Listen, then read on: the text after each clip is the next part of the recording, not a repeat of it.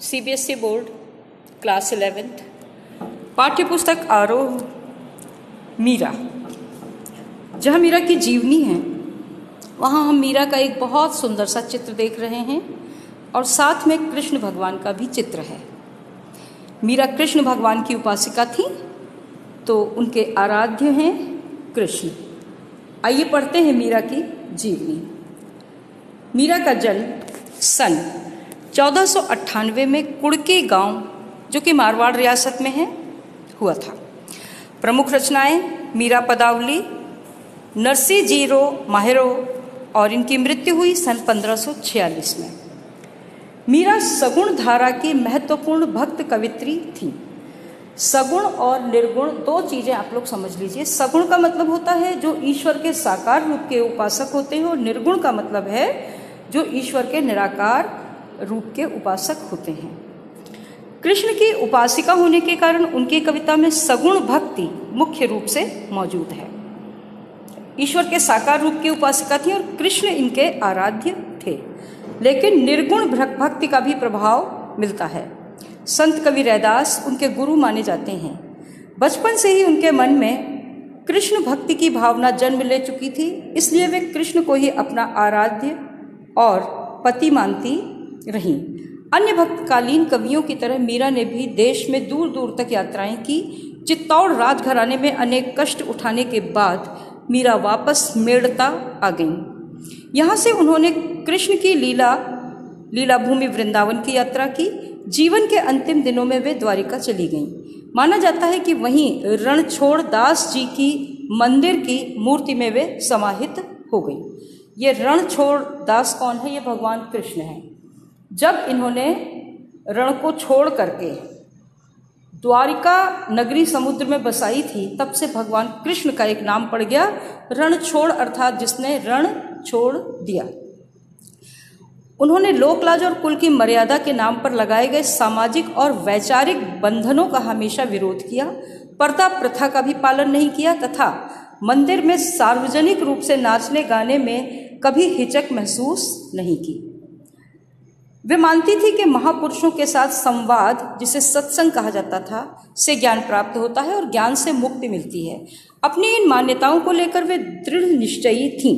निंदा या बंदगी उनको अपने पथ से विचलित नहीं कर पाई। बंदगी मतलब ईश्वर की वंदना करना, यहाँ उसका मतलब है निंदा या स्तुति, प्रशंसा या बुराई। जिस पर विश्वास किया उस पर अमल किया। अमल किया मतलब पालन किया उसका।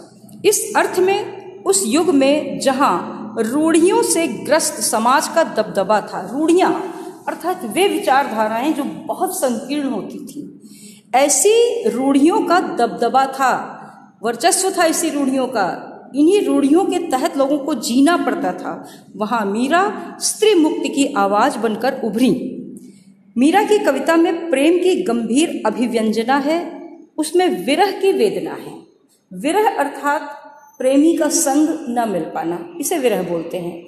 अब मीरा के जो प्रिय थे वो कृष्ण थे और भौतिक रूप पे तो मीरा को कृष्ण उपलब्ध नहीं हो पाए, इसलिए मीरा विरह की कवित्री रही और मिलन का उल्लास भी। लेकिन अपने चेतना जगत में सूक्ष्म रूप से वे कृष्ण को अपने समीप अनुभव करती थीं, तो मिलन का उल्लास भी उनकी कविता में मिलता है। मीरा की कविता का प्रधान गुण सादगी और सरलता है। कला का अभाव ही उसकी सबसे बड़ी कला है। यानी मीरा ने कलात्मक पक्ष पर ध्यान नहीं दिया कि मेरी कविता में कैसे शब्द हो, कैसी भाषा हो, क्या अलंकार डालूं, इसमें कोई मतलब नहीं। स्वाभाविक रूप से उनके हृदय के भाव उनके पदों में दिखाई देते हैं। उन्होंने मुक्तक गेय पदों की रचना की। मुक्तक का मतलब होता है हर पद एक दूसरे से मुक्त है। पहला पद जो है वो किसी विशेष भाव से संबंधित है, दूसरा किसी विशेष भाव से संबंधित, इसे बोलते हैं मुक्तक। मुक्तक के विपरीत होता है प्रबंध शैली। प्रबंध शैली जो कहानी या कथा एक कविता के रूप में होती है, जैसे रामचरितमानस, इसमें सब क्रमबद्ध रूप से कविता है। ठीक, लोक संगीत और एक मिनट, इसमें गेय पदों की रचना की। गेय का मतलब होता है जिसे गाया जा सके। आप लोगों ने खूब सुने होंगे, पायो जी मैंने राम रतन धन पायो। तो ये सब मीरा के पद हैं जो कि संगीत के क्षेत्र में बहुत महत्व रखते हैं, खूब गाए जाते हैं। लोक संगीत और शास्त्रीय संगीत दोनों क्षेत्रों में उनके पद आज भी लोकप्रिय हैं। उनकी भाषा मूलतः राजस्थानी है तथा कहीं कहीं ब्रज भाषा का प्रभाव है। ये पंक्ति आपको खूब अच्छे तरीके से याद करनी होगी, क्योंकि काव्य सौंदर्य में जब भाषा पर टिप्पणी आएगी तो आपको यही लिखना है। भाषा उनकी राजस्थानी है जिस पर ब्रज भाषा का प्रभाव है। कृष्ण के प्रेम की दीवानी मीरा पर सूफियों के प्रभाव को देखा जा सकता है।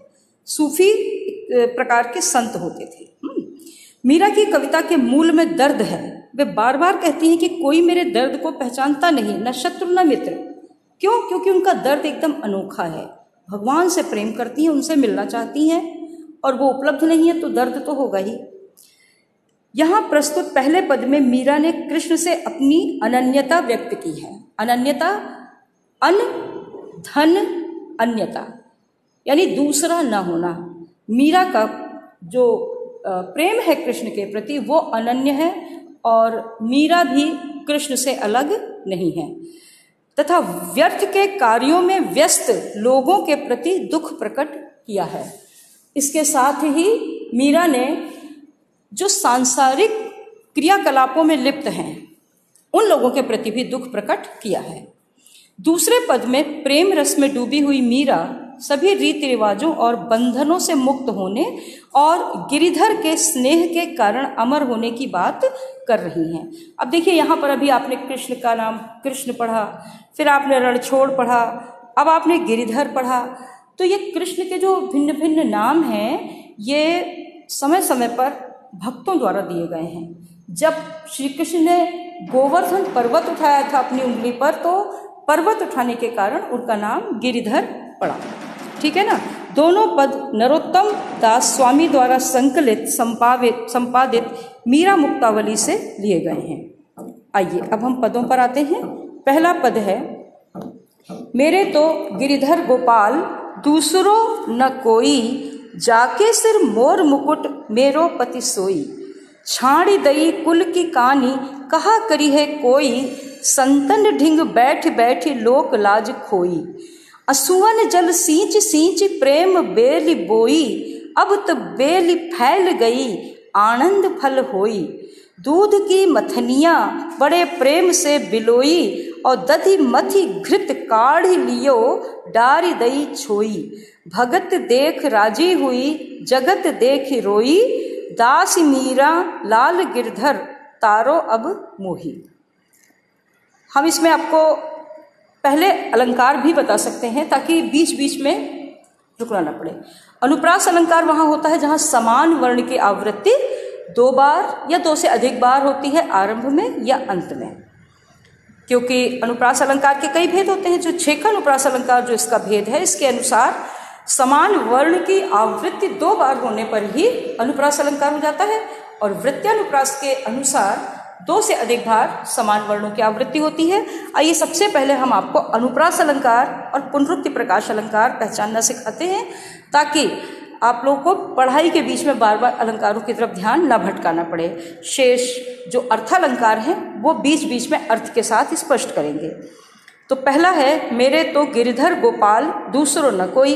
गिरिधर गोपाल में ग वर्ण की आवृत्ति होने के कारण अनुप्रास अलंकार है।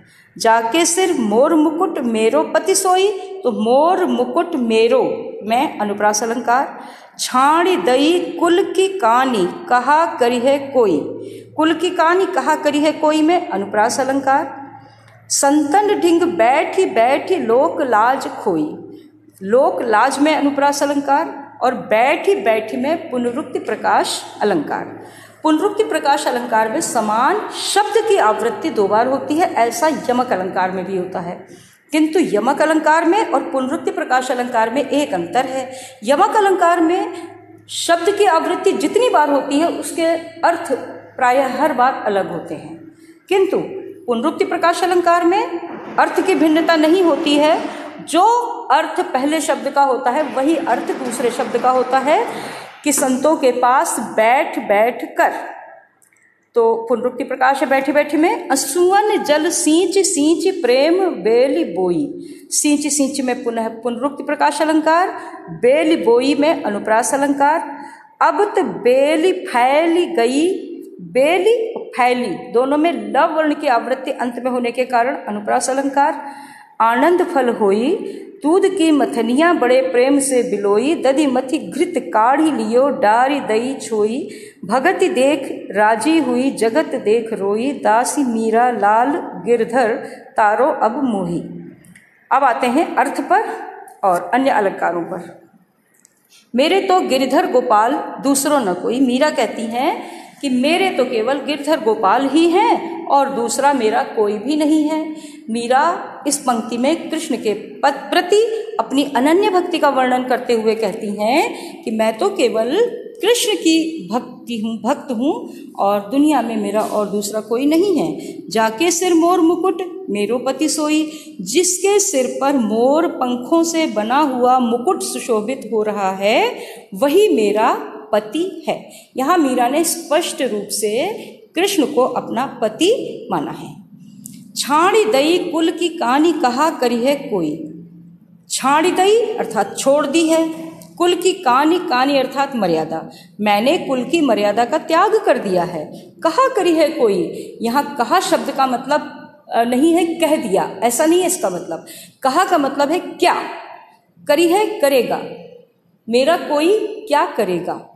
यहाँ मीरा की निर्भीकता प्रकट होती है। संतन ढिंग बैठी बैठी लोक लाज खोई। संतों के, इसमें ढिंग लिखा है, ढिंग होता है, तो संतों के पास बैठ बैठकर मैंने लोक लाज का त्याग कर दिया है। लोक लाज का यहाँ मतलब है सांसारिक व्यर्थ की मर्यादाएं। असुअन जल सींच सींच प्रेम बेल बोई। आंसू रूपी जल से सींच सींच कर मैंने प्रेम रूपी बेल को बोया है। यहाँ असुअन जल में रूपक अलंकार है और प्रेम बेल में भी रूपक अलंकार है। आंसू रूपी जल से सींच सींच कर मैंने प्रेम रूपी बेल को बोया है। अब तो बेल फैल गई आनंद फल होई। और अब तो बेल फैल गई है अर्थात खूब विकास हो गया है। इस प्रेम रूपी बेल का खूब विकास हो गया है। आनंद फल होई और अब इसमें आनंद रूपी फल उत्पन्न होगा। दूध की मथनियाँ बड़े प्रेम से बिलोई। मथनियाँ, मथानी शब्द जो मथा जाता है जिस उपकरण से उसे भी कहा जाता है, और मथनियाँ मटकी को भी कहा जाता है, जो मिट्टी से बनी हुई मटकी होती है उसे भी कहा जाता है। तो मीरा कहती हैं कि दूध से भरी हुई मटकी को मैंने बड़े प्रेम से बिलोया है। बिलोया है अर्थात मथा है। दधि मथी घृत काढ़ी लियो डारी दही छोई। और दही को मथ कर मैंने घृत अर्थात घी, काढ़ी लियो अर्थात निकाल लिया है, डारी दही छोई और छाछ को फेंक दिया है। सारा मूल्य तत्व तो घृत में होता है और छाछ तो एक व्यर्थ की चीज होती है। हालांकि वर्तमान काल में स्वास्थ्य के लिहाज से ही नहीं, प्राचीन काल से स्वास्थ्य के लिहाज से बहुत महत्वपूर्ण माना जाता रहा छाछ, किंतु यहाँ छाछ निस्सारता का प्रतीक है। सारा घी का सार, दूध का सार तो घृत में आ जाता है और जो छाछ होता है उसमें कोई भी तत्व नहीं होता, कोई भी चिकनाई नहीं होती है। उसे तो गांव में लोग एक दूसरे को यूं ही दे दिया करते हैं, ठीक है ना। तो यहाँ पर ये सब प्रतीकात्मक हैं। घृत का मतलब है कि जो उसका अमर तत्व है उसे मैंने ग्रहण कर लिया। अब देखिए इस तरह समझिए, जैसे दूध है, दूध को आप कितने दिन रख सकते हैं? मुश्किल से 12 घंटा। इसके बाद दूध फट जाएगा। लेकिन दूध को दही में जमा दिया, अब दही को हम थोड़ा और अधिक समय तक रख सकते हैं। दही से मक्खन बना लिया, मक्खन को और अधिक समय तक रख सकते हैं। और जब मक्खन से घी बना लिया तो हम उसे बहुत लंबे समय तक रख सकते हैं। क्यों? क्योंकि घी जो है वो दूध का अमर तत्व है और जो छाछ है उसमें कोई भी सार नहीं रह गया है, उसे मीरा ने फेंक दिया। यहाँ घी और छाछ से मीरा का तात्पर्य है ही नहीं। भक्ति को वो मानती हैं घी, कि उन्होंने इस संसार में देखा क्या अमर तत्व है, भक्ति अमर तत्व है, और उन्होंने कृष्ण की भक्ति को अपना लिया। उन्होंने देखा कि निस्सार क्या है, व्यर्थ क्या है, ये जो सांसारिकता है ये सब बिल्कुल निस्सार है, बेकार है, इसे छोड़ दिया, फेंक दिया। भगत देख राजी हुई, जगत देख रोई। मीरा जो ईश्वर की भक्ति करते हैं उन्हें देखकर राजी अर्थात प्रसन्न हो जाती हैं। जगत देख रोई, लेकिन सांसारिकता में फंसे हुए लोगों को देखकर वो रोती हैं। रोने से मतलब है दुखी हो जाती हैं। दासी मीरा लाल गिरधर तारो अब मोही। मीरा कहती हैं कि मैं आपकी दासी हूँ, दासी अर्थात सेविका हूँ। लाल गिरधर, हे कृष्ण भगवान, हे गिरधर, तारो अब मोही, अब मेरा उद्धार करो। अभी नीचे से तीसरी और चौथी पंक्ति में एक जगह दूध आया, एक जगह दही आया है। तो बच्चे जो मस्तिष्क से सोच रहे होंगे उन्हें लग रहा होगा एक बार तो दूध की मथनिया की बात की, एक बार दही की मटकी की बात की, तो ये दूध मथा या दही मथा। तो आप समझ लीजिए यहाँ दूध और दही में कोई भी भेद नहीं है। ये संपूर्ण संसार दूध का प्रतीक है, ये संपूर्ण संसार ही दही का प्रतीक है। इसमें से मीरा ने भक्ति रूपी अमर तत्व ले लिया और छाछ रूपी निस्सार तत्व, सांसारिकता रूपी निस्सार तत्व छोड़ दिया। अब हम आते हैं इसके काव्य सौंदर्य पर। काव्य सौंदर्य में हम दो भाग होते हैं काव्य सौंदर्य के। पहला होता है भाव पक्ष और दूसरा होता है शिल्प पक्ष, या भाव सौंदर्य और शिल्प सौंदर्य भी बोलते हैं इसे। तो इसका जो भाव सौंदर्य है, तो आप पूरे पद में जो भी बताया गया उसे आप 1, 2 या 3 वाक्यों में लिख सकते हैं। इस पंक्ति में मीरा ने कृष्ण के प्रति अपनी अनन्य भक्ति का वर्णन किया है। मीरा ने इस संसार का सार तत्व भक्ति को कहा है और सांसारिकता को निस्सार बताया है। मीरा ने सांसारिक मर्यादाओं को त्याज्य बताया है और तभी वे ईश्वर की भक्ति कर पाई हैं। ये 3 बिंदु बताए मैंने, 3 में से आप कोई 2 भी लिख देंगे, इसका भाव हो जाएगा। या जो विशेष पंक्ति आए तो आपको उस पंक्ति विशेष का भाव लिखना है। अब आते हैं हम शिल्प सौंदर्य पर। शिल्प सौंदर्य में भाषा, शैली, रस, छंद, अलंकार ये मुख्य होते हैं। तो सबसे पहले हम बात करते हैं भाषा की। तो जैसा कि अभी हमने जीवनी में पढ़ा, मीरा की भाषा है राजस्थानी, जिसमें ब्रज भाषा का प्रभाव है। शैली पर आते हैं। शैली है उनकी मुक्तक शैली है। मुक्तक शैली का तात्पर्य हमने आपको बताया कि हर पद एक दूसरे से मुक्त है, स्वतंत्र है। आप चाहे दूसरा पद पहले पढ़ लीजिए, चाहे पहला, कोई बाधा नहीं आएगी, ठीक है ना। एक चीज और होती है, शैली चित्रात्मक भी लिख सकते हैं हम, क्योंकि जाके सिर मोर मुकुट, तो आपके आंखों के सामने एक कृष्ण की ऐसी छवि आ गई होगी जिसके सिर पर मोर पंखों से बना हुआ मुकुट है। तो इसे हम चित्रात्मक शैली भी कह सकते हैं। अभी हम बिंब पर आएंगे तो इसे दृश्य बिंब के लिए इसे दृश्य बिंब कहा जाता है। शैली में इसे चित्रात्मक शैली कहा जाता है। शैली में एक चीज और लिख सकते हैं कि ये तुकांत शैली है। तो जो आपके लिए आसान पड़ेंगी वो चीजें हम बता रहे हैं। शैलियां एक ही पद में भिन्न भिन्न प्रकार की शैलियां हो सकती हैं, लेकिन आप देखें तुकांत और अतुकांत भी आप लिख सकते हैं। इसमें देखिए अंतिम शब्द तुकांत है। देखिए पहली पंक्ति में कोई, सोई, तीसरी में कोई, अगली में खोई, बोई, होई, बिलोई, छोई, रोई, मोही, ये सब तुकांत शब्द हैं। तो शैली आप तुकांत भी लिख सकते हैं। अब रस पर आते हैं। तो एक बहुत ही विशेष बात मैं आपको इसके विषय में बताना चाहती हूँ, जिससे आपके सभी भ्रम दूर होंगे कि इसमें भक्ति रस है।